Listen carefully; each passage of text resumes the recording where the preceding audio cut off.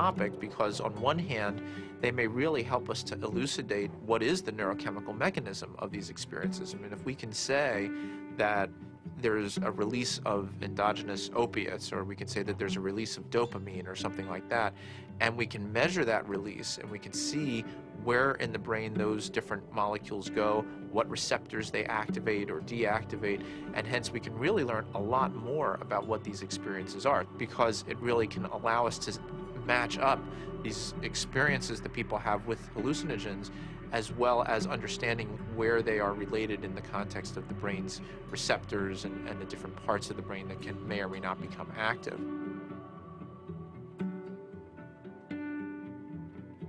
One of the other interesting things about the pharmacology of DMT is that it's actively transported into the brain. And so you have to wonder about the role of DMT in just everyday normal perceptual, activity. Too much DMT and things become very psychedelic, or, not enough, DMT in the brain can make things dull and flat and gray. There's something that, for me, makes sense about DMT. You called it the spirit molecule. It might almost be called, the reality molecule. Philosophically, it makes sense that something that would be so fundamental to the way we perceive reality would be imbued out there in reality.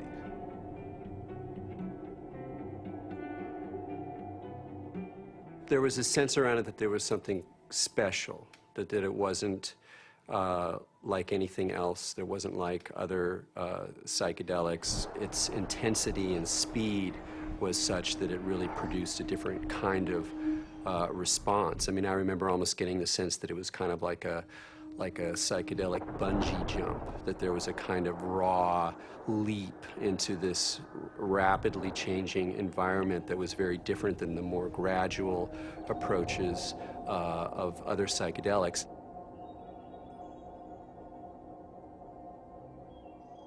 Smoke DMT is sort of like the drive-by shooting of psychedelics. You're in one place, bang, you're in another place, and then bang, you're back down. So it doesn't leave a whole lot of room for that narrative of who am I, what am I doing here, why am I in this space, what am I learning? It's almost like there was too much information to process in that few minute span to integrate once you drop back down. Dimethyltryptamine, when it's administered, has a very rapid onset and a very short duration of action. This is because it's very rapidly broken down by the body so that it can be cleared. DMT is rapidly degraded by an enzyme in the liver called monoamine oxidase, or MAO. That's the reason it's not active when you take it by mouth. Whereas psilocybin, when you take it by mouth, it's not broken down by monoamine oxidase very quickly at all. So it gets through the liver and passes on into the bloodstream and into the brain.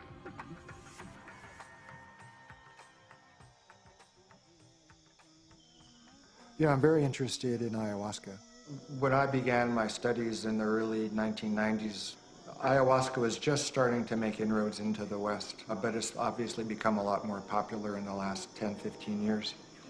And the visionary ingredient in ayahuasca is DMT.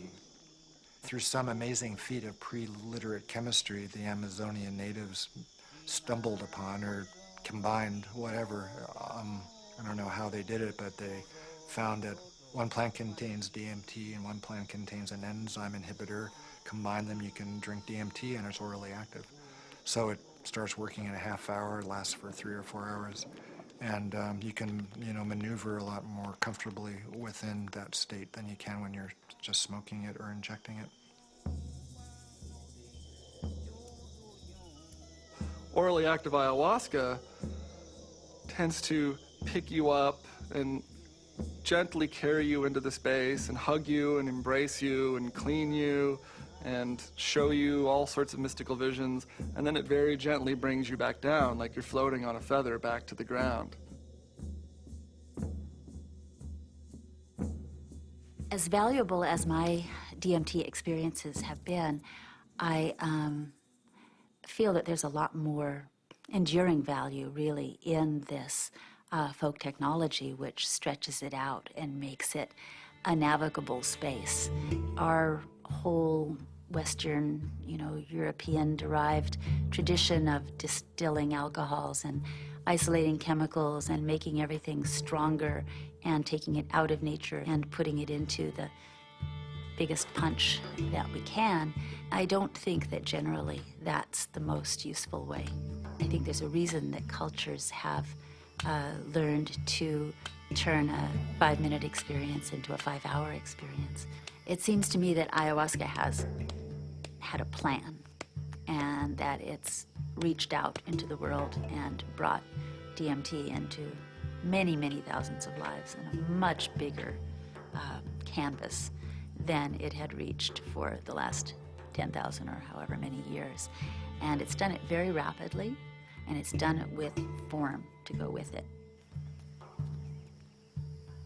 And ayahuasca is much harder for the power structures that we have now. It's much harder for them to put down because it has been part of a legitimate religious and spiritual practice for thousands of years, certainly in the Amazon. And we can't just dismiss all that as primitive mumbo jumbo and superstition. We have to get to grips with that on its own terms. I think that there's a growing number of people who feel this desire to get back in touch with nature, with plants, with animals, and who know that through the shamanic path there's a way of doing this, and that actually these tools, these psychoactive tools for plants like ayahuasca is a very direct way of doing this. Now, it may not be everybody's cup of tea, and I think a lot of people are actually with reason afraid of it.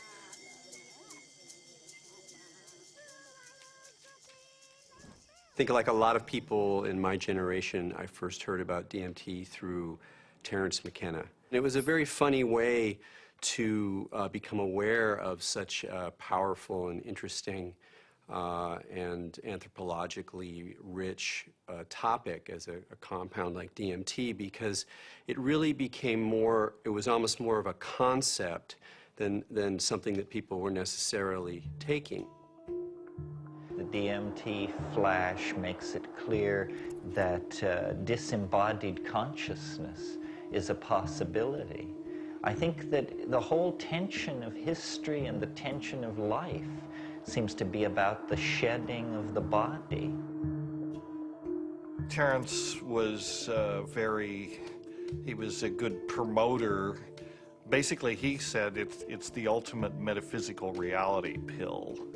And even though it's not a pill, but I thought that was a pretty good characterization after I took it. It seemed to be of a different order than LSD and mescaline and some of the other things that were around. DMT really did seem to be a whole other level of experience.